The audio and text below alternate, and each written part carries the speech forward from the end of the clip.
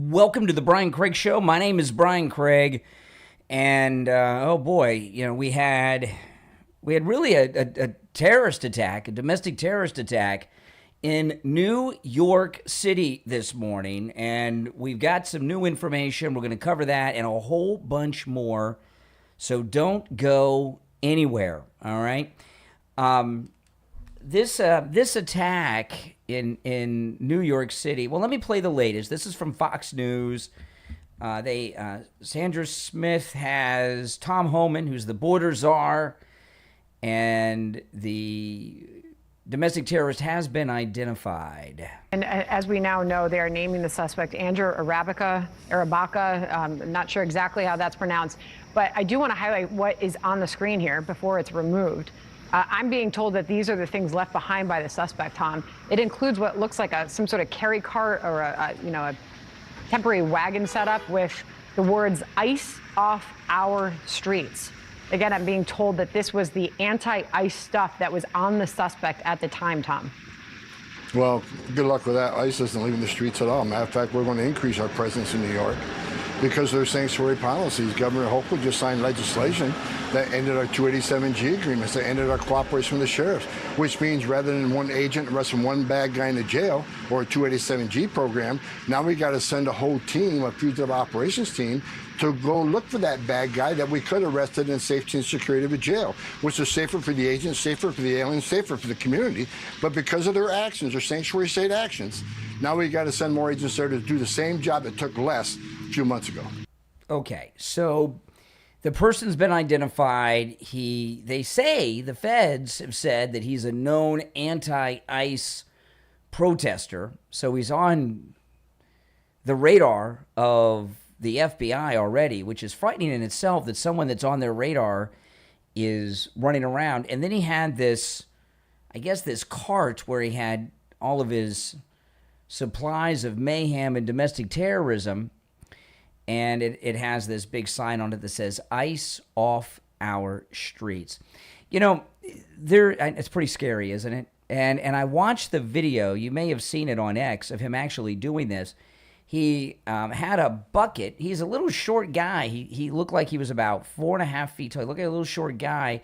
And he had this bucket that was filled with some type of chemical. I'm not sure what it is. We haven't been told yet. But he could hardly hold it. It was so heavy with his little body.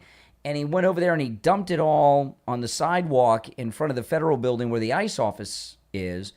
And then he lit it on fire. And he's lucky he didn't set himself on fire. I mean, a fire like that gets out of control and just the fumes could ignite. So he was very lucky he didn't light himself up on that.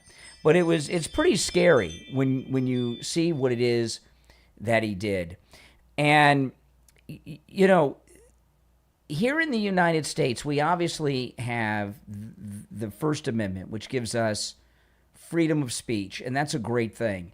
And no one could support free speech more than I do, because I'm in the free speech business. I talk for a living about news and issues, and I've done that my whole life, and I will do it for the rest of my life. So, I'm a strong supporter of free speech. However, there are limitations on free speech, and a lot of people think that free speech means that you can go and say whatever you want, whenever you want to say it, with no consequences.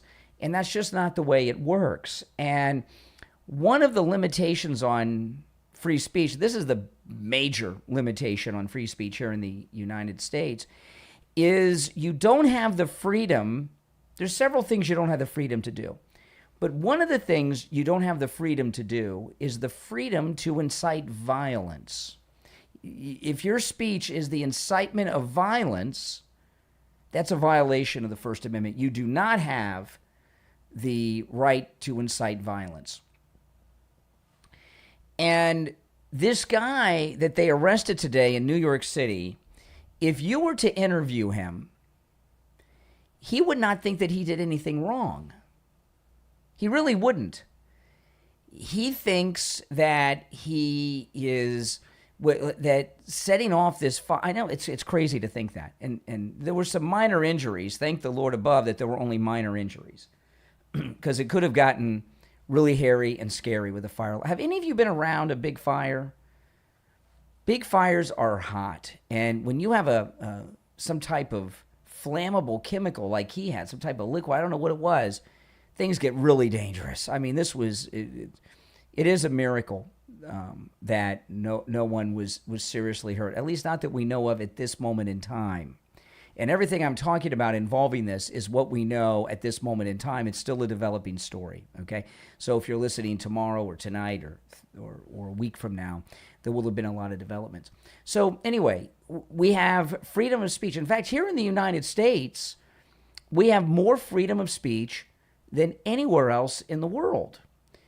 And, I was watching just on X the other day out of the UK, and I've seen this in Canada as well.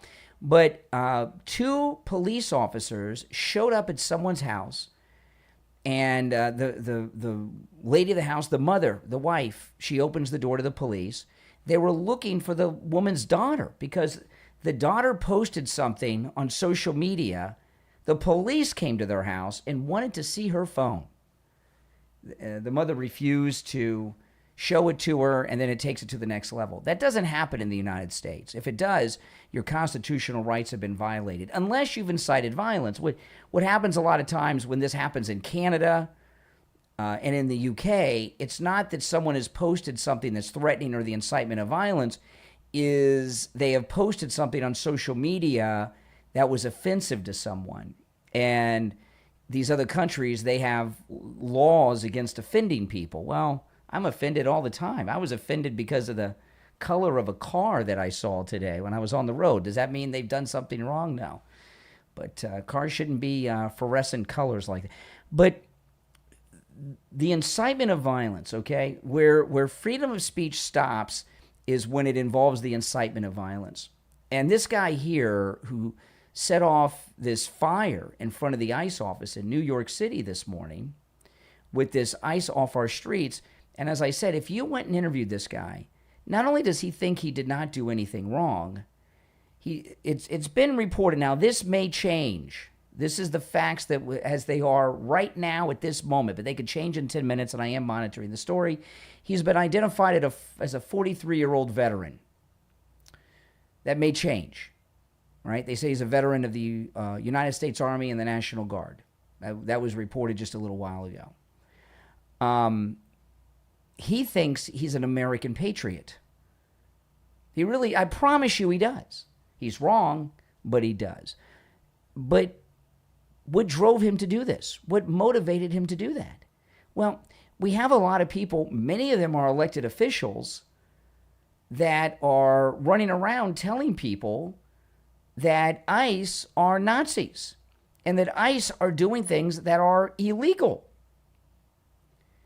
And if you've got a group of Nazis, even though they have badges and guns, and you tell people enough that they're acting unlawfully, a lot of people, that's going to click in their mind, they're going to believe it and think that they're doing their patriotic duty in stopping them or resisting them, right?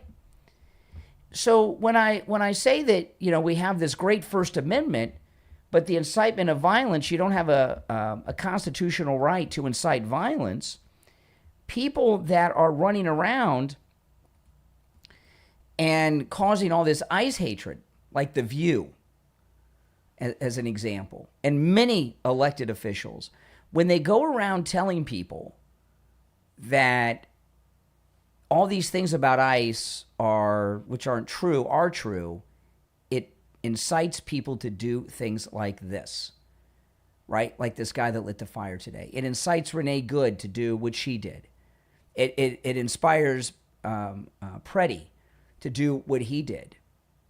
Yeah.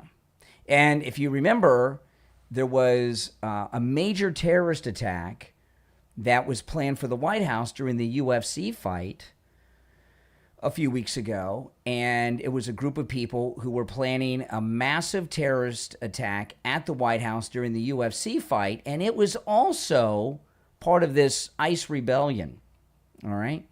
So we've got a big problem in this country when it comes to political violence of those who are resisting ICE. You know, one thing in this country that we have is we have elections. We have elections every 2 years. The president's there for 4, but every 2 years, the entire House of Representatives is up for re-election. So everybody in the House, all 435 members of them, have to run for re-election. And also every 2 years, 1/3 of the House is up. When there's a government in power, and you don't, in this country, they're not dictators. They have to face election all the time. The president's every 4 years. The Congress every 2. All right, and that's how our system works. And if there is a party in power that you disagree with, what you do is you mobilize not to do this. You mobilize to get out the vote for your people, and you get your guys elected, and then things change. Right? You know, and what happened today in New York City, like what was stopped, thankfully so, at the UFC fight and some of these other incidents, some of them I mentioned, there's others. This is the incitement of violence by Democrat leaders in the House of Representatives and in the United States Senate, and pundits on a lot of these talk shows on CNN and MS Now and elsewhere, all right? And the situation that we're dealing with this incident in New York City, it's going to go away soon. It's not going to stay. It's not going to stay in the news. They're going to make sure that it disappears from the news because they don't want that out there, right? You know, these are the kind of things that not only do they not want out there, they want to move on. Like the event that was stopped at the UFC fight at the White House. That has disappeared from the news, and pretty much everybody has forgotten about it. Okay, I'm going to go to the press conference. And runs towards the bushes along the building this line. This is the FBI press He dumps conference. The contents of the bucket, an incendiary liquid, between 2 sets of bushes along the perimeter of this property and ignites a fire. Federal agents and officers then run up to the subject, subdue him, and take him into federal custody. On the scene was recovered, among other things, 2 airsoft rifles and the container with the flammable liquid. Also affixed to the suspect's cart was a sign reading "ICE off our streets." During the incident, the suspect was wearing a military-style helmet. This incident occurred along federal property, and the NYPD is supporting the federal government in their investigations. Charges are yet to be filed. Our work with the Joint Terrorism Task Force and the Southern District of New York is critical to keeping our city safe, and I commend the federal agents and contractors and officers who responded to the threat this morning. Now I'm going to turn it over to Deputy United States Attorney Jamie McDonald. Okay, this is the press conference. It is live on Thank the you. New York City attack. I'm Jamie McDonald, the Deputy United States Attorney for the Southern District of New York. As you can see, we're here in response to an incident this morning that took place just behind us here at the Jacob K. Javits Center, which houses dozens of federal agencies and thousands of federal employees.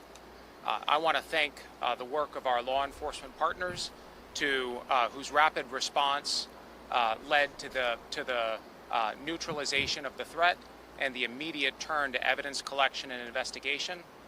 Our office, the Southern District of New York, led by the National Security Unit and the General Crimes Units, are working closely with the FBI, the NYPD, FPS, and others to investigate this matter.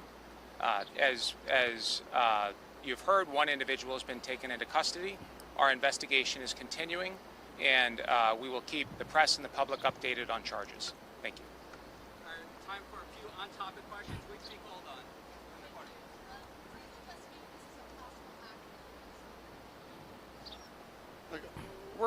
We're collecting the evidence, and we know there were anti-government and anti-American statements made, and we know that an incendiary device and gasoline were used to start a fire. Charges are determined by the U.S. Attorney's Office. Right now, the FBI the New York City Police Department, New York State Police Department, all our members of the task force, the Joint Terrorism Task Force, are out collecting evidence today. We will present that evidence to the United States Attorney's Office, and the United States Attorney will make that charging decision. I don't know what those will be. Aaron,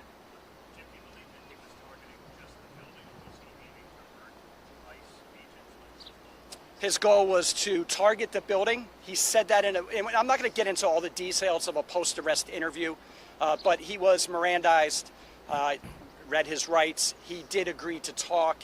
In that post-arrest interview, he did say he was targeting the building and he was okay if he hurt or killed people going in and out of the building, whether they were federal employees or civilians. I would mention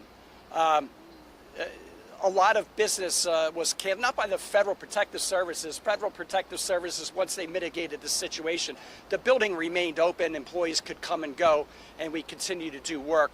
But some agencies decided to close business for the day. There was a naturalization ceremony scheduled for today that was canceled. And the one civilian victim was an immigrant that had a hearing today for their immigration status. So that's sad. Quite unfortunate and quite ironic at the same time. Mark Morales, CNN. What can you say about the literature that was found in there? Was there like a manifesto? And what do you know about the benefit of whereabouts of the way in? Is the normal part of what did you get in the town? So he arrived in this area, well, I should say, yesterday he went from Harlem. He took the subway down to the Penn Station area. He walked down and stayed overnight in the vicinity of the Holland Tunnel on the street. Then he came down to this area around 5 a.m. He ventured over to our spot a little after 8 o'clock. That's the timeline for his movements. We're still collecting evidence. NYPD is out doing what the NYPD does great, and they're working with the JTTF on that. CBS. Was he on anyone's radar? Does he have a criminal history? He has a couple of encounters with law enforcement that we're not ready to talk about. Nothing rising to this level.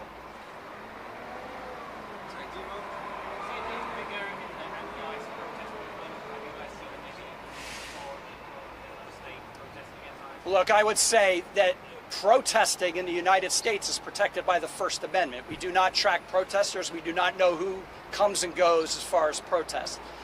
So I don't know if he's been involved in any protests at all. All right, thank you guys. Thank you. Thank you guys. Okay, that's it. So we didn't really we got a confirmation of the things that we have heard so far. So we didn't really get anything new, just some confirmations. But they got the guy, and it goes into what I said. Remember, I told you that if you went and interviewed this guy, he would think that he did nothing wrong, and that he was a patriot. And what did we just find out? He told the FBI after they read him his rights, thankfully so, that he did do it, and he was okay with hurting and killing people. I mean, that's pretty scary. And that's what I mean by there are too many people out there that have been inciting people like this lunatic to go and do the things that they do. Now, I know a lot of people will say, well, he's a crazy person. If you go to any prison anywhere in the world and you look at people that are in prison for committing violent acts, whether it's a arson explosive incident like this or hurting people and killing, they're all mentally ill. Okay, being mentally ill is not a free pass. If it was, the prisons would be empty. But those on the left really need to check what it is that they are saying. Another thing too. Not only are they inciting violence, they're interfering with government business. Remember, this was a big thing after January 6th, that the interfering with government business was the definition of insurrection, according to CNN and Democrats and others. Well, these ICE agents are following direct orders from the President of the United States, and their agency is under his authority in the executive branch. So they are carrying out the government business of the executive branch of government under the direct orders of the President of the United States. And if you're out there interfering with that, getting in front of vehicles, tipping off people when you see ICE vehicles and other. This is insurrectionist behavior too, by the standards that the liberals had, right? When it came to interfering with government business. This event today, we got lucky. People could have been killed and they weren't. But you heard what the FBI said there, that the one civilian who was injured was an immigrant who was at the building to be sworn in as a citizen of the United States. It was a citizenship ceremony that they were there for, and this anti-ICE protester wounded a new immigrant who was just about to become a citizen of the United States, and that's sad in itself as well. All right, so let's get back to more of this. If you're watching on YouTube, this is the guy being taken in. They got him pretty quick now, and he looks like he's in some pain there.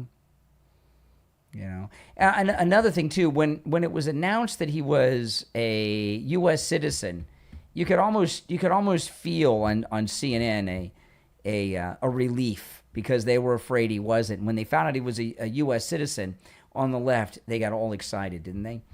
Okay, let me play this clip. This is CNN earlier today. This was before the press conference, of course. First, I want to explain to you here on the scene, we're actually watching as investigators are going through that cart that you just described that he allegedly pulled up here to this federal building, where sources tell us 2 rifles were inside. We actually just saw investigators pulling out some sort of sheet material with some large either painting or writing on it. And as you can see, they're kind of going through that cart as of now. What we learned from sources is that this person, who again is in custody at the moment, pulled up with this car, had 2 rifles in it, had a bunch of fireworks, and used somewhat of like a pellet gun to keep people away as he tried to light these fireworks, according to sources, and then threw this incendiary device at the building, 26 Federal Plaza, that houses ICE, houses other federal agencies, and also the New York FBI headquarters.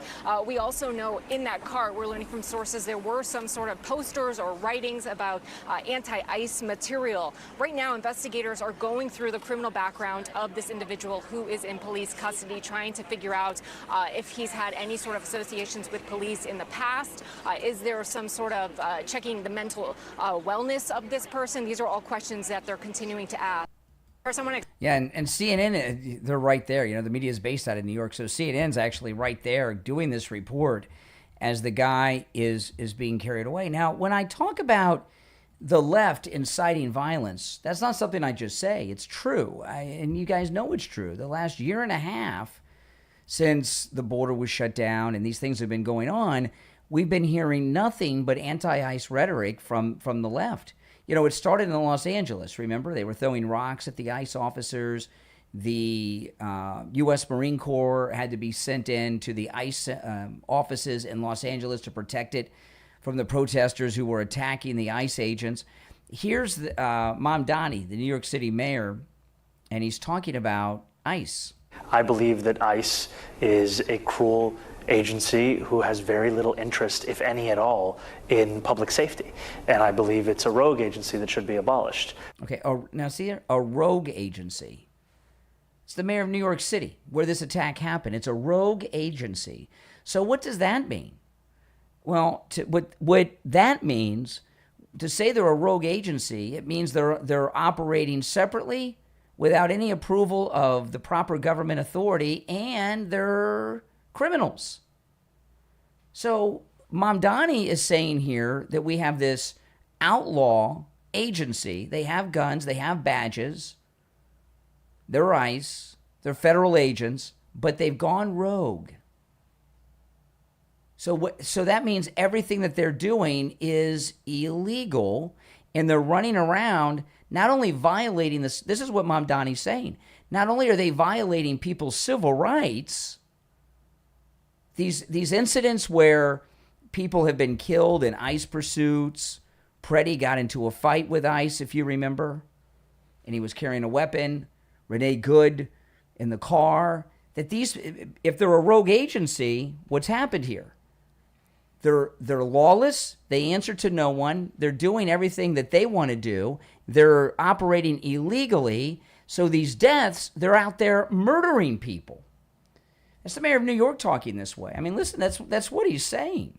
I believe that ICE is a cruel agency who has very little interest, if any at all, in public safety. And I believe it's a rogue agency that should be abolished. Okay, they're a rogue agency and should be abolished. So what does that mean, to this lunatic that did what he did today in New York City? To him, hearing public officials, members of the House of Representatives, members of the United States Senate, the mayor of New York City, America's biggest, greatest city, right, is saying that they're rogue, they're murdering people, they're lawless, they're outlaws. That tells people like this nut that what they're doing is right, just, patriotic, and that they're doing the lawful thing by going after these outlaws. This is what I mean by the left are inciting violence. Now, if you're on hold, hang in there. I do want to take your calls.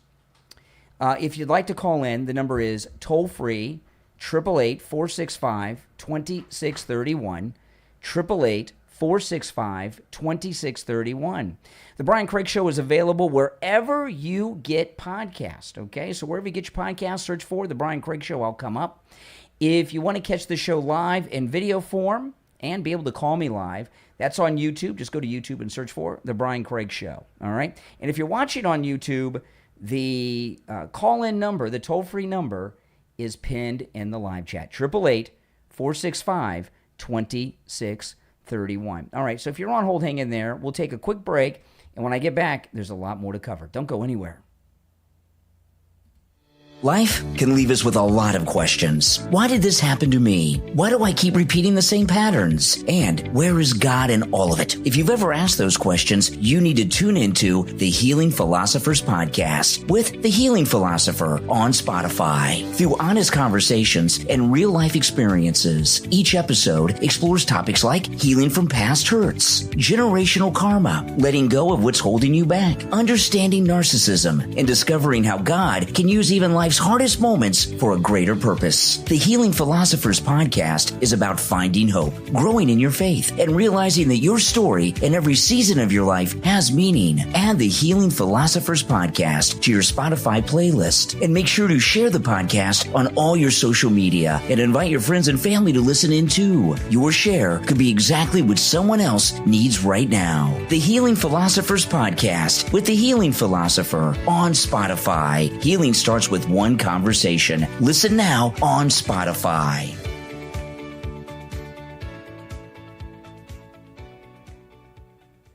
On the line, we have Steve. He is a listener and client of Jupiter Joe Thomas. He took my advice. He went to see Joe Thomas, took advantage of that no-charge consultation. Steve, welcome to the program. Thank you, Brian. So tell me about your experience with Jupiter Joe Thomas and annuities. Matter of fact, 3 years ago to the day, my mom passed away. And it's when I found out that my mom and dad left me, my brother and sister, a nice inheritance. And when I heard the advertisements on your show, I said this would be a great investment, because I retired 25 years ago, 2001. And I got a good pension. I'm a retired police officer. But 25 years later, that pension does not buy anywhere near what it bought 25 years ago. I heard about Joe and how I could increase my income with these annuities. It battled the inflation because my pension was just not buying and taking care of me as it did 25 years ago. And Joe and his family, his daughters and his son, they were so nice and accommodating, and they asked me what my goal was, and my goal was specifically to get a monthly mailbox money checks from these annuities, and the second thing was to leave a nice inheritance for my kids like my parents did for me. And he was great. I can't say enough about him. You did something with your inheritance so few people do. Most people get that inheritance, they buy a new car, they buy a new house. You got it in annuities, and now you've got that guaranteed income each and every month for the rest of your life. You got that right, and I'm telling you, it's a godsend. I can't thank Joe and his family enough.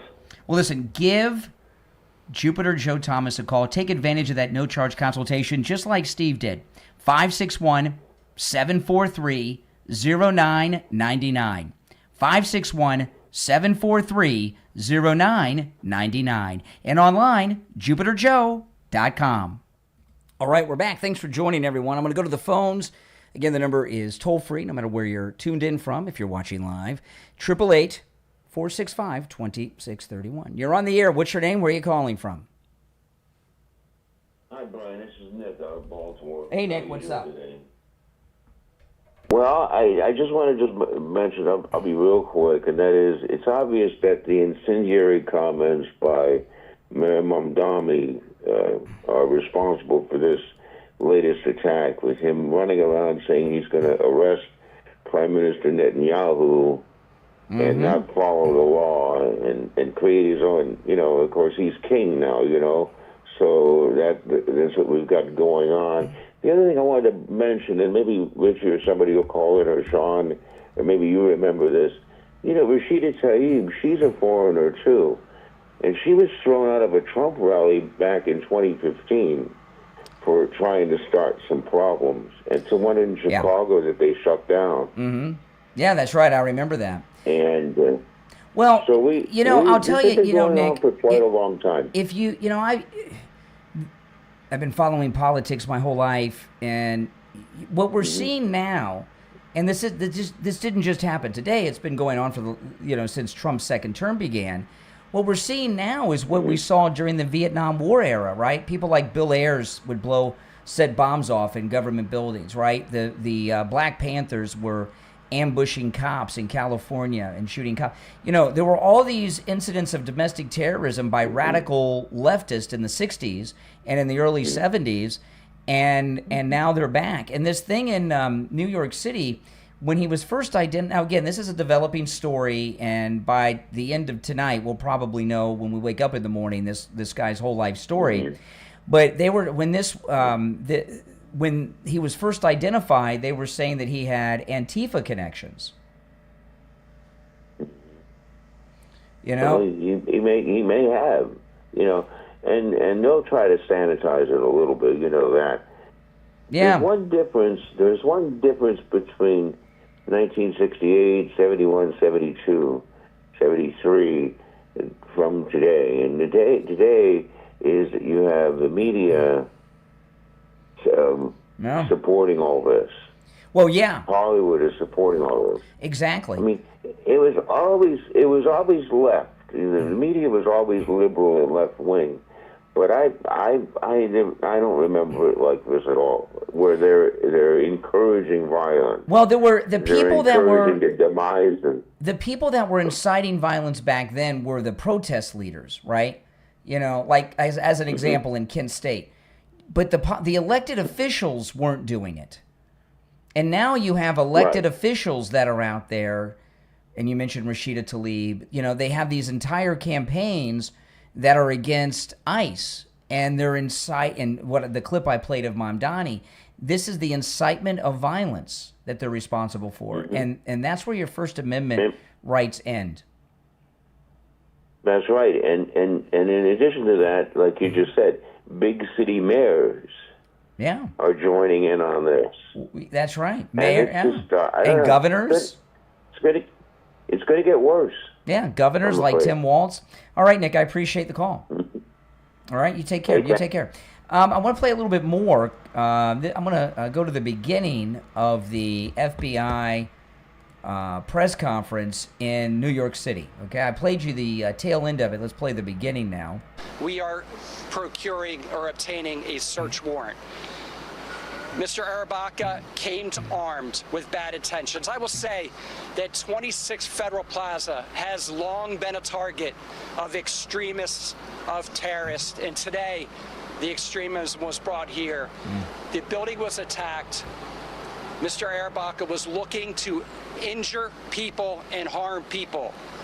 He had two axes, a hammer, a machete, Oh my goodness. and 3 knives, fixed blade knives. He had, as I said earlier, 6 incendiary devices or fireworks, and he had some other destructive items. Going forward today, like I said, we'll do more interviews, we'll collect more evidence, and we will, and I'll leave to Mr.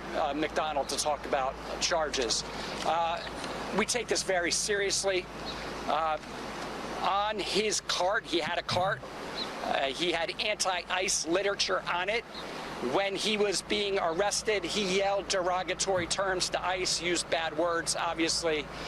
He is an anti-American, anti-government extremist. That means Antifa. He's Antifa. That's what the FBI agent's saying. We know that from what he said.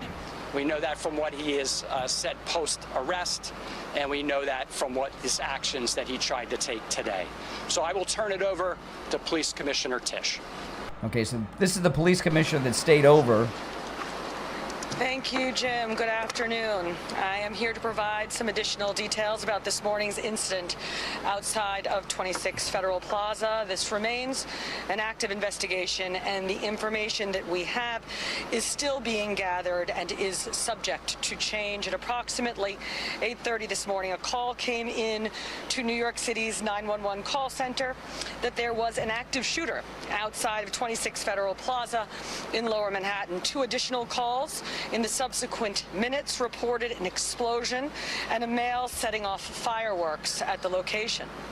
Units from NYPD's 5th Precinct responded within 2 minutes of the first 911 call, and by the time they were on scene, the suspect had already been taken into custody by federal officers. The suspect has been identified, as you just heard, as Andrew Arabaka, 43 years old, of Poughkeepsie. He is believed to be a U.S. Army veteran. His last known address was up in Harlem. His vehicle, a black Toyota RAV4, was located parked in the vicinity of West 124th Street and Broadway, and that vehicle is subject to search pending a search warrant. The entire incident unfolded in view of an NYPD camera positioned on the southwest corner of Worth Street and Broadway. Video and witness statements describe the suspect's actions as follows.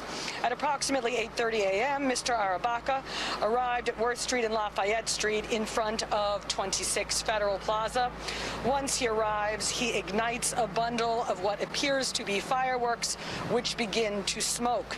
He then goes back into his cart and takes out an airsoft rifle and proceeds to brandish it, and he appears to fire several pellets from the airsoft rifle. Next, he pulls out an orange bucket from his cart and runs towards the bushes along the building line. He dumps the contents of the bucket, an incendiary liquid, between 2 sets of bushes along the perimeter of this property and ignites a fire. Federal agents and officers then run up to the subject, subdue him, and take him into federal custody. On the scene was recovered, among other things, 2 airsoft rifles and the container with the flammable liquid. Also affixed to the suspect's cart was a sign reading "ICE off our streets."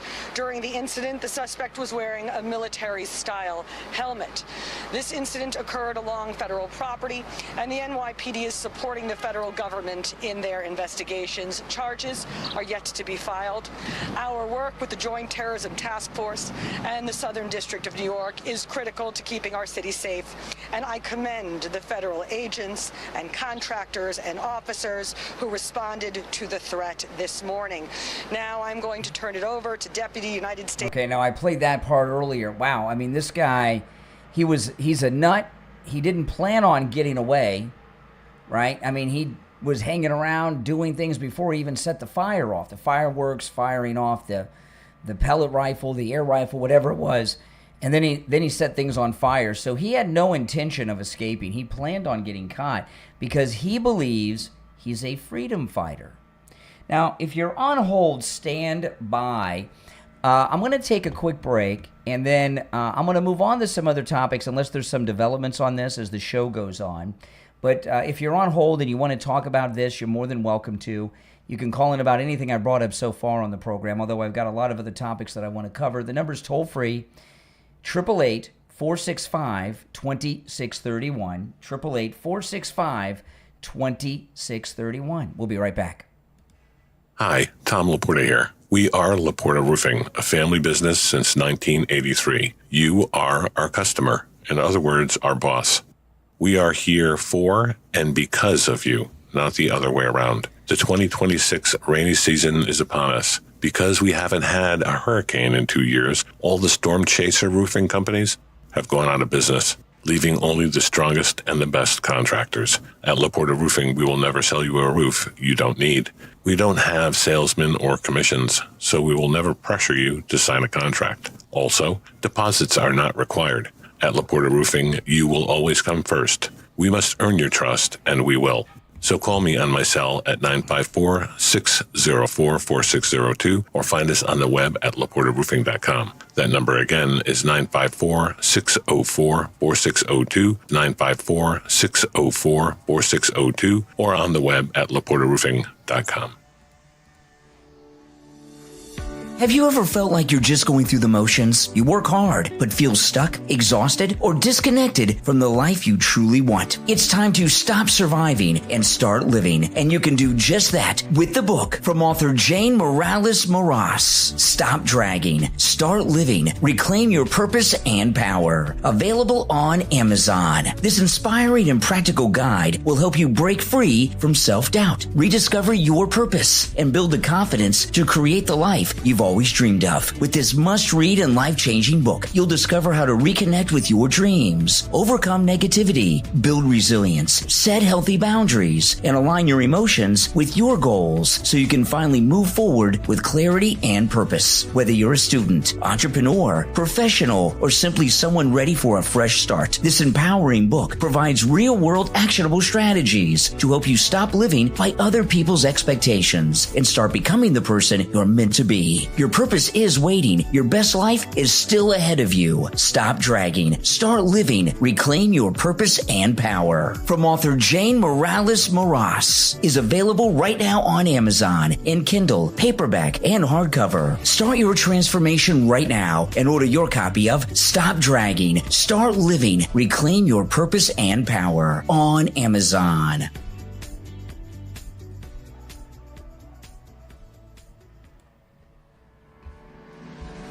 Are you retired and wondering what comes next? Your experience still has value. Your passions, hobbies, knowledge, and skills could become the foundation of a profitable online business. At retirementprogram.org, you'll discover a practical internet marketing strategy designed to help everyday people just like you create additional income from what they already know. With retirementprogram.org, you'll learn how to build your very first website, even with no programming experience. Discover the basics of getting your website found on Google. Learn to attract targeted visitors and turn that traffic into revenue. This free step-by-step guide explains how to choose a topic, create useful content, improve your search rankings, and explore proven ways to make money online. Retirementprogram.org isn't about getting rich overnight. It's about investing a little time each week to build something that can grow over time and provide an additional source of income during your retirement. Your dream career may not be behind you. It could be just beginning. Visit retirementprogram.org today and get your free guide and share the link on all your social media so your retired friends can join in too. That's retirementprogram.org. All right, welcome back, everyone. I'm Brian, and this is the Brian Craig Show podcast. Welcome, one and all. Okay, now again, you're welcome to call in about the attack in New York City, but I have some other stories that have been breaking today that I want to cover. You know, in these midterm elections, there's a big battle going on inside the Democrat Party against the Democrat Socialist of America. And this just dropped today on social media. This is David Hogg, and you guys know David Hogg. He has a bit of a history. Do we want a party that is old, rich, and out of touch? Okay, now I'll just say this. You know, David Hogg grew up in a mansion. Okay, now of course he's one of the students from Marjorie Stoneman Douglas. If you guys know about that, but he lived in a mansion in one of the most exclusive areas in all of South Florida. I know because I live down the street from that school. Yeah. So, and I don't know how his father, who worked for the FBI his whole life, afforded to live in a mansion. But here he is, a kid that grew up in a mansion, is talking about the evil rich people. Isn't that comical, huh? Do we want a party that is old, rich, and out of touch? Or do we want a party led by young people like Maylot and Zora? Okay, now this is a bit of constant thing with David Hogg. David Hogg has constantly this thing about the rich. I'll get into that in a minute because that's new. But he's since he first came on the scene, he's been talking about old people, everyone that's older. Apparently, he thinks he's Dorian Gray.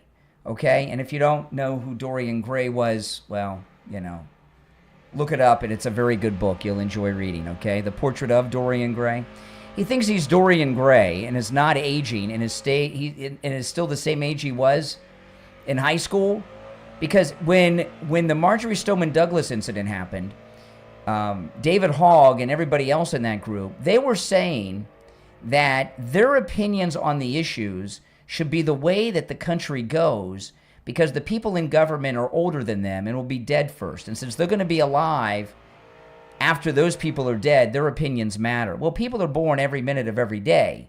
So, and this act of older people, well, as you grow older, David Hogg, that's going to become, it's getting more and more stupid every day.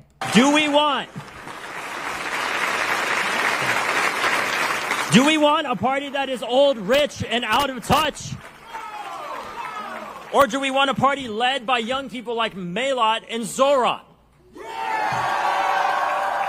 Do we want a party that's led by cowards or a party that's led by truly courageous leaders who, when they are voting, ask themselves, well, which special interest is this going to piss off? Because I really don't want AIPAC to spend $1 million against me in my primary or for Lockheed Martin to not give me my $5,000 corporate PAC check, but instead ask themselves, what is the right fucking thing to do? I apologize for the language, but that's David Hogg. That's one of his favorite words. I saw him on an interview once with his parents, and he was using that word at the kitchen table. My mother, I'm 55 years old. My mother has never heard me use a swear word. If she has, I haven't known about it because I don't speak that way in front of my mother, but David Hogg does, and he talks that way all over creation, no matter where he's at. It's really not appropriate. But David Hogg, he's a lot, you know what he's like? He's the American Greta Thunberg, right? Greta Thunberg, did you see she got arrested over the weekend somewhere? I can't remember. Somewhere in Europe, Greta Thunberg got arrested. And she started out with the climate change, right? And she was another one about this age thing, that since children are going to be alive after the adults, that children should decide things, right? She's Lord of the Flies. And remember she said, how dare you come to the children for the answers? Remember all that? Well, she's grown up now, although her body looks the same as it did when, 10 years ago. But the climate change thing dried up for her. So what is she doing now? She's advocating for Palestinians, right? She wears the Palestinian Arafat scarf and such, and she's an advocate for the Palestinian people now. She gave up on climate change. In fact, she travels the whole world to speak out for Palestinian rights. I wonder, does she still take that sailboat? That she, when she came to America at the UN, she came and left the United States, they say, on a sailboat. I guess. I don't know. You can't get through those deserts over there on a sailboat. But she moved on. The point of this is climate change dried up. That whole business of promoting that dried up. So she moved on to another thing, the Palestinians. Well, David Hogg's big thing is gun control. And that's kind of dried up because Americans do not support gun control. We support the Second Amendment for all kinds of reasons. And there's just not much, you can't get much business going with gun control anymore. So he's moved on. So what has David Hogg done to be relevant? Well, like Greta Thunberg, he's moved on. He's now with the Democratic Socialist of America, which is a front group for the Communist Party. And now he's going to be the big spokesperson for them. You know, there's this group of people out there. Some of them are professional activists and some of them are professional politicians. You know, there's a lot of people, they just can't handle not holding elected office or being an activist leader. And they do whatever they can do to prolong it, and that's what he's doing. And he ran into some trouble with his organization, fell apart, and now, you know, and he was at the DNC as one of these deputy chair titles they gave him because he's a celebrity name. That didn't work out very well. Bill Maher went after him, and now he's trying to be relevant again, being a Democrat socialist. But someone I'd like to hear, since he's promoting Democrat socialism now, David Hogg, I'd like to hear somebody ask him, at what point did he become a democratic socialist, since he grew up in a mansion in one of the most exclusive, wealthy areas in South Florida, Parkland, Florida. Very exclusive, very wealthy area. Okay? Even though that was a public school there, it was better than most private schools because it's such a rich, exclusive area. It still is today. And I'm sure his parents still live in the mansion that he grew up in. So, I don't know. You know, usually people that support communism, socialism, and are advocating for wealth inequality don't live in mansions, right? They you know, live like the common man in poverty. And speaking of great men in Rome, Hunter Biden. Oh my goodness, Hunter Biden. Hunter Biden did an interview with National Public Radio. Did any of you guys see this? Oh, this was great. So he does this interview, Hunter Biden, with National Public Radio. It gets a little snarky. And, you know, NPR, National Public Radio, is very pro-Democrat. They really are. And Hunter Biden got a little testy with the liberal interviewer on liberal Democrat National Public Radio. It prosecuted me. That's what I did. I do have to ask this a little more difficult. You were convicted of federal gun charges. And this guy here, I can't remember his name, the guy that's doing the interview, but he's like the #1 interviewer on the national NPR radio network. He does all their major interviews. 2024. Yeah. You realize the Supreme Court just made that. Let me rewind it because I talked over it. I apologize. It prosecuted me. That's what I did. I do have to ask this a little more difficult. You were convicted of federal gun charges in 2024. Yeah. You realize the Supreme Court just made that unconstitutional. That what they charged me, 922 G3. I guess I didn't, but yeah. You were pardoned by your father. Yes, thank God. Did that open the door for President Trump to pardon some of his supporters, including the January 6th gang? I think that is an insane argument. Do I think that my father pardoning me opened the door for Donald Trump to pardon people that engaged in an insurrection, beat police officers, and then since their pardon, many of them have gone back to commit crimes? Okay, I'll play the rest of this. Now, you know, he's saying you're comparing my pardon to these violent people. Okay, one of the charges that he was pardoned of was a federal gun charge. He illegally was in the possession of a handgun after his drug arrest and everything. Remember all of that? You know, that's a very serious felony. Very serious felony. So if he's against violence, but the possession of guns illegally, that's okay by him? Including sexually abusing children. I don't think that the two are the same thing. Not only that is this. I ask you this question. My convictions, I was convicted. And I was convicted by a jury. And I was convicted because you were guilty. Technically, and 100%, I had committed a crime. I did not pay my taxes on time. And even though I paid them with penalties and interest, it's a crime to do so.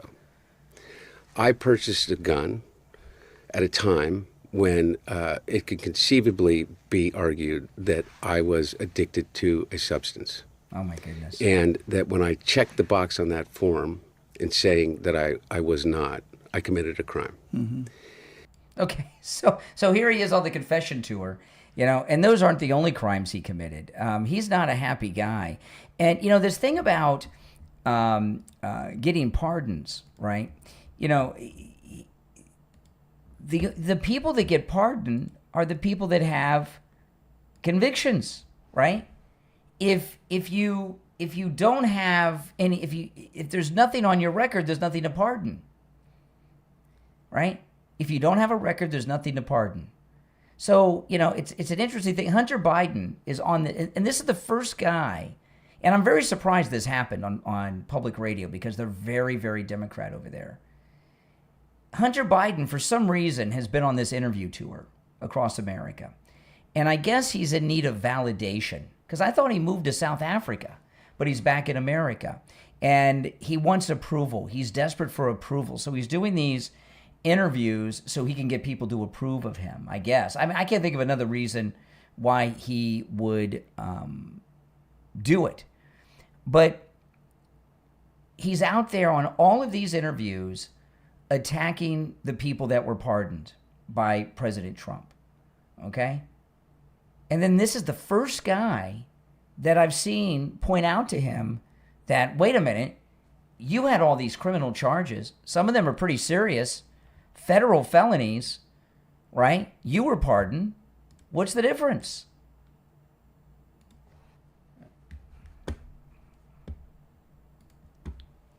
Hold on a second, guys. Okay, all right. I don't know what that was. I hit the wrong button. It really blows my mind. And, what's very frightening is, Hunter Biden, those couple of things he listed, as bad as they were, are just the tip of the iceberg of what he was doing and how he was living his life. And Hunter Biden, the things that Hunter Biden did are so bad, it's scary because his dad got him off the hook. I got that Miranda Devine book, Laptop from Hell.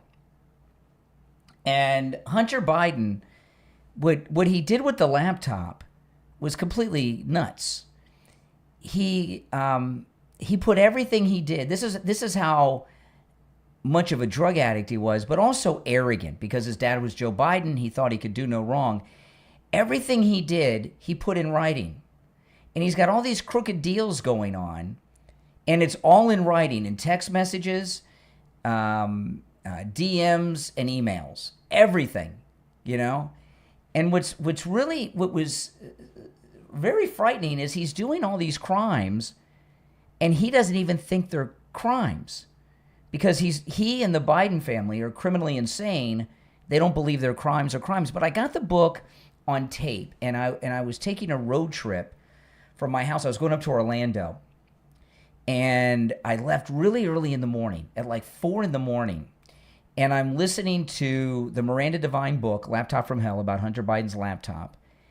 It was so frightening to me. I'm driving in the dark on the Florida Turnpike. I pulled off at a rest stop, and I did a live stream on YouTube, and it was like so scary seeing how crooked this guy was. And I'm not going to go through all the things of Hunter Biden because I've talked about them a lot back when they were new and news and everything else. But if you want to know what the Biden family is like, get the Miranda Devine book. And I'd recommend that you get the audiobook. The narrator's very good. It's very dramatic. It reads like a horror film with the crossover genre of true crime. So it's like Stephen King and Truman Capote and a little Stephen King mixed in. It really is frightening. All right. Okay. Now listen, I'm going to take a quick break, and then when I get back, I got a lot more to cover. Those of you on hold, you hang in there. We'll be back right after this. Have you ever caught yourself wondering, is this really what life is supposed to be? Work is important. Building a career, providing for your family, and achieving success all matter. But somewhere along the way, many of us become so focused on work that we forget to enjoy the life we're working so hard to build. In the book, I Don't Want to Die Behind My Desk, Stepping Off the Pillar Before You Forget How to Live, available on Amazon, author and knowledge warrior Samuel Colin shares the lessons he's learned from nearly 40 years careers in emergency services, executive leadership, industrial operations, and his own battle with cancer. This must-read and life-changing book isn't about quitting your job or giving up on success. It's about finding balance again, making time for your family, your faith, your health, and the people and moments that matter most. Whether you're a business owner, executive, first responder, manager, or anyone who's feeling buried under meetings, deadlines, and responsibilities, this book is a reminder that your career should support your life, not become your life. I Don't Want to Die Behind My Desk from author Samuel Colin is available right now on Amazon and Kindle, paperback, and free with Kindle Unlimited. Before another year slips by, take a minute and look up I Don't Want to Die Behind My Desk by Samuel Colin on Amazon. Order your copy right now. What if you could have a professional website online in just 60 seconds for less than $1? You can with forless.ai. That's FOR less.ai. Forless.ai is the fastest and easiest way to build a beautiful website using the power of artificial intelligence. With forless.ai, there's no coding, no designers, and no complicated software. Simply go to forless.ai. Describe your business or idea in plain English. And forless.ai automatically generates a complete, ready-to-publish website in seconds. Whether you're starting a small business, promoting your services, launching a side hustle, or building your personal brand, forless.ai gets you online quickly, affordably, and professionally. Spend less time building and more time growing your business. Build your website in just 60 seconds for less than $1. Visit forless.ai right now. That's forless.ai. Forless.ai.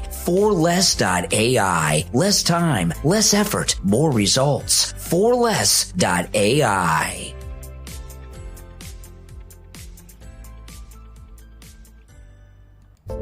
What if one misdiagnosis could change the course of your life? Author Alessandro Sapia tells the unforgettable story of Alex, a brilliant Stanford PhD student whose life is transformed after witnessing a devastating medical mistake. Determined to help doctors catch what others miss, Alex launches an AI-powered medical startup with his best friend. What begins as a bold mission to save lives quickly becomes a high-stakes journey through the world of Silicon Valley, where billion-dollar dreams, ruthless investors, impossible choices, and personal sacrifice collide. Part medical thriller, part startup drama, and part deeply human story. Silicon Heartbeats explores the price of ambition, the promise of artificial intelligence, and the relationship that matters most when everything is on the line. If you enjoy The Social Network, Bad Blood, or Super Pumped, this is a novel you won't want to miss. Order your copy of Silicon Heartbeats, a Silicon Valley novel of AI, ambition, and the cost of changing the world from author Alessandro Sapia. Available right now on Amazon and Kindle and paperback and siliconheartbeats.com. All right, welcome back, everyone. It's the Brian Craig Show, available wherever you get your podcast and YouTube. You know, at the beginning, we were talking about this Antifa terrorist attack on the ICE office in New York. And here's Tom Homan at the White House earlier after the attack. Listen. You know, guys, ICE agents are mom and dads too. They don't hang their heart on a hook every day to do this job. And it's just not attacking ICE agents, attacking their spouses and children. And no one knows that better than me. I can't even go get a quart of milk at a grocery store without a security detail. Why? Because I'm enforcing laws in this country. It's pathetic and it's disgusting. Thanks, Tom. Thank you, Mr. Homan. Boy, Tom Homan's pretty pissed. I get it, you know. And, you know, here's the thing, okay? What's happening with federal agents, it's kind of new, right? I mean, you know, we've seen people resist police over the years and everything. You know, the time, if you've got an issue with what federal or local law enforcement is doing, you don't settle it on the streets. That's what the legal system's for. That's what the courts are for, you know. And if you look at the instances, like we're talking about what's going on with ICE today because of this terrorist attack in New York. But if you look at attacks on law enforcement over the years, whether it's federal or local, it's always incited by some leftist group or leftist politician. That is a sad reality.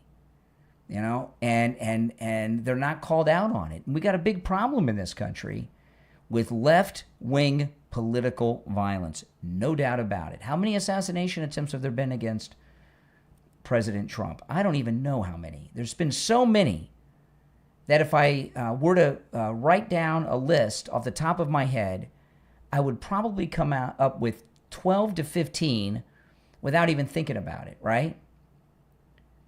You know, now if you subtract the Iranian attempts, which are 2, the rest of them are leftist. Leftists and never Trumpers, just like the assassination of Charlie Kirk. You know, we've got a big problem with leftist political violence in the United States.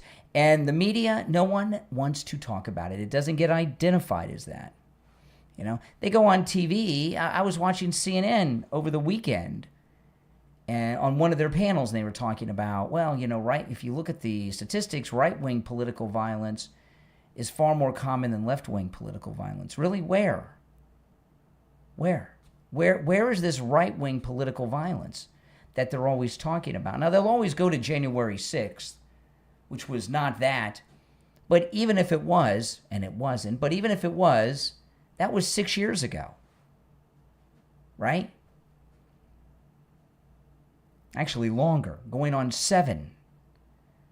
So where is all this right-wing political violence that they're always saying is out there and more common than left-wing political violence? This incident in New York, left-wing political violence. The terrorist attack that was stopped, remember, that was an illegal undocumented immigrant from Mexico was the leader of that terrorist team that was targeting the UFC fight at the White House a few weeks ago. Anti-ICE, left-wing political violence. The assassination of Charlie Kirk, left-wing political violence. The assassination attempts on President Trump, they're all left-wing political violence. He's a Republican, right? And there's other incidents too. Where is this right-wing political violence they keep talking about? And I'll tell you, if it was out there, I'd be the first one speaking out against it, but it's not happening. They can say it is all they want, but it's not. Now, here in Florida, you know, we got a big election this year in Florida because Ron DeSantis, who's been a very good governor, he's term limited out of office. He can't run for office again. And we've got a primary going on. Byron Donalds is the front runner. He's in the House of Representatives now. And there's 3 or 4 Republicans running against him in the primary. The lieutenant governor of Florida. I live in Florida, and I don't know the lieutenant governor's name. He didn't run. The lieutenant governor that was elected resigned and took over took a job as president of Florida International University, which is a university in Miami. So the guy who's the lieutenant governor was appointed to finish out the term by Governor Ron DeSantis. So you got the lieutenant governor, that fish sticks guy, and another guy whose name I don't even know. And they're itching to get a debate with Byron Donalds. And these guys, some of them are in the single digits. One of them is at 14. And Byron Donalds came out today and said he's not going to debate them. And I'm glad he stood up to them on that, because the reason they want to debate Byron Donalds is because they're so behind in the polls, they want to be relevant. And if they can get on the debate stage with Byron Donalds, it's televised, right? And not only is it that gives them free publicity, and it puts them on his level as if they are equals or something, and that's what they desperately want. Now, I wanted to play. This is a crazy thing I came across this morning. I didn't get to share this on the morning show today. You know, there's been a lot of talk. Mamdani has been out there saying that he's going to arrest Benjamin Netanyahu, the Prime Minister of Israel, when he visits New York City. I guess he's going to send out the NYPD to arrest a foreign head of state who has diplomatic immunity and somehow extradite him to the International Court at The Hague, where he'll be tried for international war crimes. That's the fantasy. And President Trump came out today and posted that's not going to happen. And then this interview with Mamdani, I'm not sure when this was. I saw this on X today. This is Mamdani talking about Israel. For so many people, Israel is not a place, it is not a country, it's an idea. So I'll play the whole thing. But he's saying, for so many people, Israel doesn't exist. And you hear a lot of times, you'll hear people say, ask the question, does Israel have a right to exist? Does Israel have a right to exist? And honestly, that seemed kind of like a strange question to me. It's a country. It was established by the United Nations in 1948. There's a lot of countries around, right? I never hear anybody questioning a country's existence except Israel and the United States. They don't, they question our right to exist, and Israel's all the time. And now I get it, because Mamdani, this interview, for a lot of people, Israel isn't a country, it's an idea. It doesn't exist. What you have to understand with Mamdani is, when people are speaking, they say a lot of things sometimes that seem crazy. Like what he's saying here is completely insane and nuts, right? Well, his audience isn't you or me or even English-speaking Americans. When Mamdani says things like this, that Israel doesn't exist, it's an idea for many people, or that he's going to arrest Netanyahu, the audience that he's speaking to is the Muslim world in the Middle East. He's saying things to get on the news in the Middle Eastern countries. They're probably playing him on Iranian state television. They're certainly playing him on television in Saudi Arabia and all these places, saying he's going to arrest Netanyahu and this nonsense he's saying here. For so many people, Israel is not a place, it is not a country, it's an idea.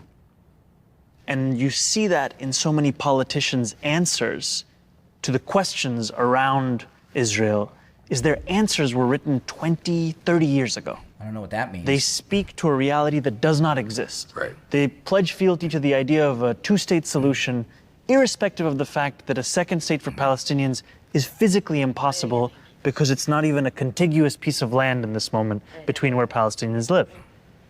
So that all tells us that there is this disconnect. And what these resolutions, thankfully, they are, as you said, not binding.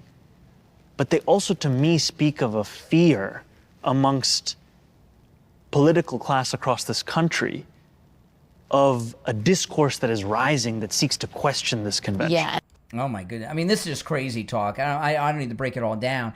But, a lot of people in the media, well, pretty much everybody in the media, when they're giving analysis and they're talking about Mamdani, they're getting everything wrong, okay? And what they're getting wrong is he doesn't care if his policies do not work in New York City, right? People are like, well, how's he going to pay for this? It's going to be an economic disaster for New York City. Mamdani doesn't care about any of that, see? What he's doing is using the platform of being the mayor of America's most prominent city, New York City, to get the democratic socialism out there on a global stage. Being mayor of New York City is a bigger deal than being the governor of most states. It really is. I mean, what other city has an official residence for the mayor? Gracie Mansion. Right? I mean, that's great. It's a big deal. And it's a very prestigious position to hold. In fact, being mayor of New York City, outside of being the president or a member of the United States Senate, it's probably like the third level of position there is out there. Being mayor of New York City is the equivalent of being the governor of California. Being the mayor of New York City is a bigger deal, prestige-wise. I'm talking about prestige. Is a bigger deal than being the governor of the state of New York. And it gives you incredible credibility and a platform to promote your positions. And his positions are, Israel doesn't exist. It's an idea. Anybody who says it does, those ideas are 20 years old, okay? And Netanyahu, I'm going to arrest him and send him to the International Court. And it's frightening to me, but and those in New York that are suffering under his failed economic plans, well, you guys elected him. And as far as I'm concerned, New Yorkers deserve what they get. I mean, you can lead a horse to water, but you can't make him drink. And we all told you guys not to vote. If there's one person that I would blame in particular, it'd be Curtis Sliwa, the fakest Republican in this country. We got a lot of fake Republicans like John Thune and others, but the worst fake Republican is Curtis Sliwa, who's responsible for that guy. Now, Don Lemon gave an interview. I tell you, this guy, Don Lemon. Listen. You think that once Donald Trump is gone, it's the end of MAGA? I don't know if it's the end of that sort of attitude. I mean, the MAGA is the closest thing to the modern version of a Nazi party. This is America's version. It's the closest thing. What is Nazi-like about the MAGA movement? Could anyone tell me? And I know a lot of people may say, well, the deportation. No, that's not Nazi-like, okay? The Nazis declared that citizens of their own country were no longer citizens, even many of them who were heroes of World War I that had the Iron Cross. They said, you're a Jew, you're no longer a citizen, and they were deporting their own people and then exterminating them as well, right? After they put them in slave labor camps, and then they would kill them. And there's other horrors too, right? I mean, so, to say something like that, back to at the beginning, talking about the incitement of violence, when you have people that are very prominent, Don Lemon is one of the most famous news people in America today on the left. He really is. And, when you have people, and you're in a position like this, you have some responsibility. And when I was talking about this terrorist attack, this domestic terrorist attack in New York City today about liberals inciting violence, this is an example of it. This is irresponsible speech by Don Lemon, because what he's saying is that ICE are Nazi stormtroopers. You think that once Donald Trump is gone, it's the end of MAGA? I don't know if it's the end of that sort of attitude. I mean, the MAGA is the closest thing to the modern version of a Nazi party. This is America's version. It's the closest thing without the Holocaust and all that stuff. Without all the Nazis, it's like the Nazis if you take out all the Nazi stuff. Now, I also want to tell you that the Democrats just had a Nazi that they were running for the Senate in Maine, Graham Plattner, who had the big Nazi SS tattoo from the concentration camps over his heart, on his chest. Right? But MAGA's like that. They had an actual Nazi in the Democrat Party just a week and a half, 2 weeks ago. And when they kicked him out, it had nothing to do with being a Nazi.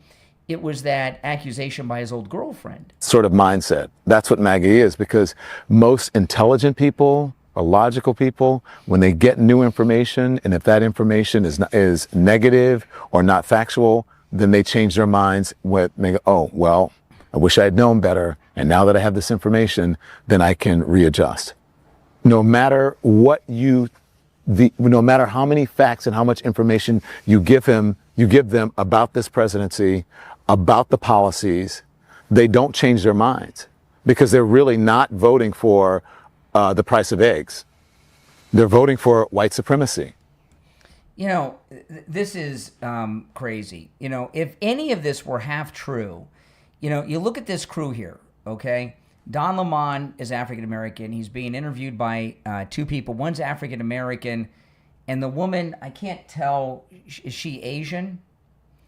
If Donald Trump was truly a Hitler that was fighting for white supremacy, would non-white people be able to go on a national platform in this country every single day and go after him? No, Nazis don't put up with that. They're voting for power. They're voting to have a preeminent voice. They're afraid of, they've been co-opted by many people in the Republican Party and Donald Trump to think that their failures are due to something else, the other, the black person, the woman, the Latino, the immigrant, the migrant. Now keep in mind, now don't forget, the First Lady of the United States is an immigrant, Melania. She's from Slovenia, right? So this idea that Trump is anti-immigrant, he's been married 3 times, twice to immigrants. That person is taking your job. That person is the reason that you don't have the financial or career success that you think that you should have. It's because of them. We want to take our country back. That's what MAGA is. Oh my goodness. The thing with Don Lemon here, this is what I wonder with Don Lemon. And I really don't know. And I don't know if you'll know either, but you're welcome to let me know in the comments what you think about this. When I saw him speaking there, I saw kind of like a smile on his face. And I don't really think he believes that. You know, which in a lot of ways makes it worse. I think Don Lemon says those things because it's popular among the left, and he's desperate to be relevant. So he says a lot of things, and he's talking about people are blaming him, are blaming, they're MAGA because this person's taking my job, that person's taking my job. Another thing with Don Lemon here, he thinks that the MAGA movement cost him his job. So he's the one who, actually what he's doing is he's projecting. You know, remember Saul Alinsky, Rules for Radicals, the liberal guidebook. The liberal handbook says, accuse your opponent of being what you are. He's the one that's been running around blaming Trump and MAGA for losing his job at CNN. Why would CNN care about that? Those people don't watch CNN. But there is a liberal who's coming around. And, you know, he is coming around a little bit more and more every week. Not all the way, but Bill Maher. Democrats. Here's Bill Maher. He's talking about what's going on with the Democrat Party right now and what the Democrat Socialists of America really are and everything. Democrats are cowardly. Yeah. They're cowardly. Their party is being taken over now by, every day I hear about a new, very radical. I feel very good about, like 10, whenever years ago, like I did lose fans because, I wasn't going to go along with some of this crazy stuff on the left, too. I didn't change really on what I thought about the right, but just I can't sit and just not notice stuff, which people seem to want to do because it's all about my team or your team. But, yeah, there's some crazy stuff, when we're cheering for the Intifada, I'm out.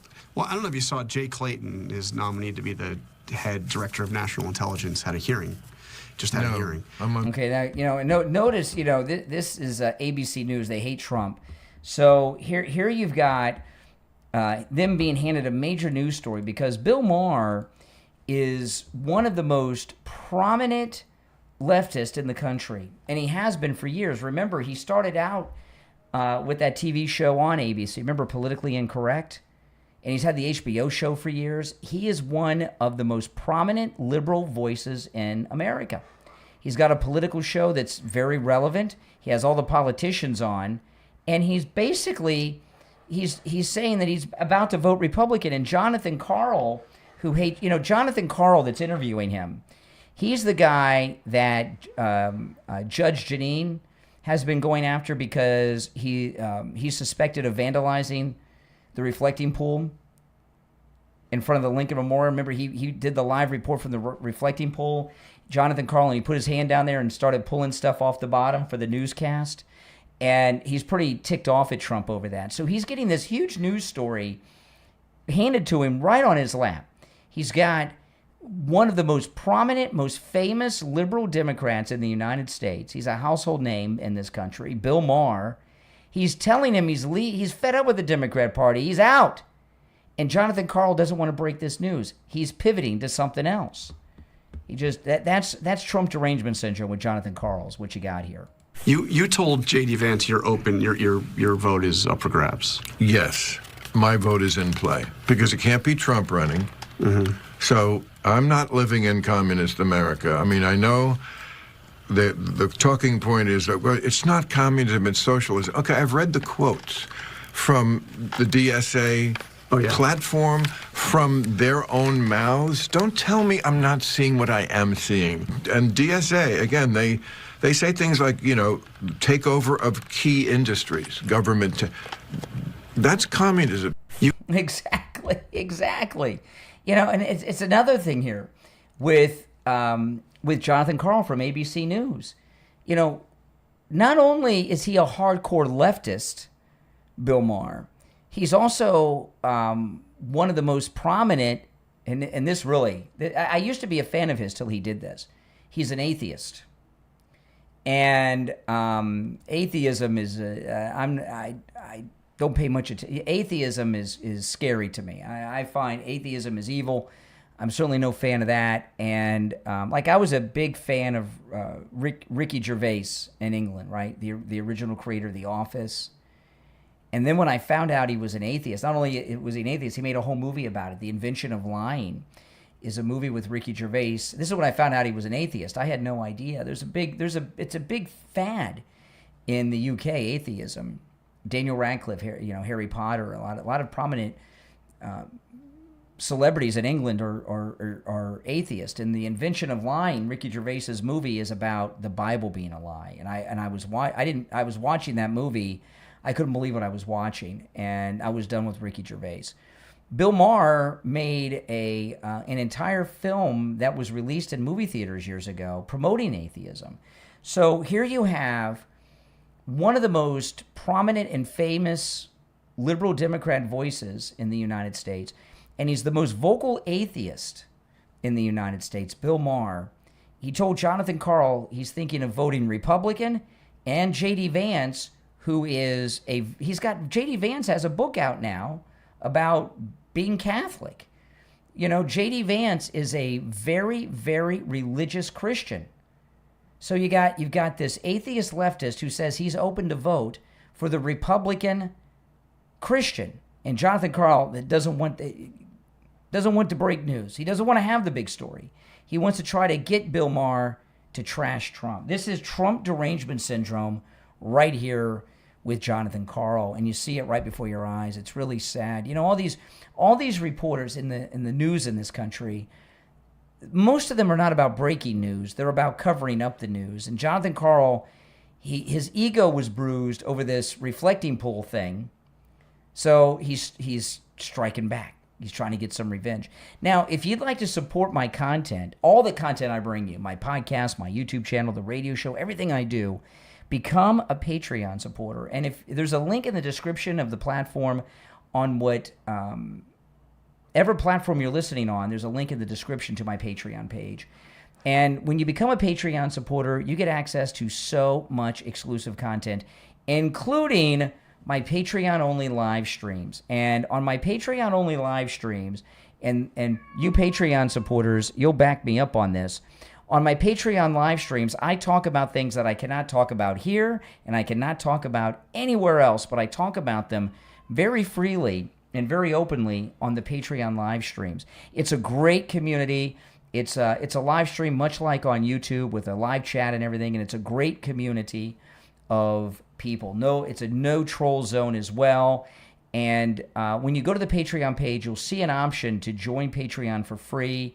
If you become a free member, you don't have access to any of the content. You don't even see it. It's like a blank page. You have to be a paying Patreon supporter, which starts at just $5 a month. All right? And then you get access not only to all the exclusive content and live streams I do in the future, you also get access to the entire back catalog on my Patreon page, which goes back many, many years. And if you become a top Patreon, you heard one of my cats in the background. It's one of my daughter's cats. My daughter is out in Los Angeles for a few weeks, and we're watching her cats, and that's one of my daughter's cats in the background that you heard meowing. And if you become a top Patreon supporter, you get a live on-air thank you shout-out on each and every podcast episode. So the names you'll hear now are my top Patreon supporters.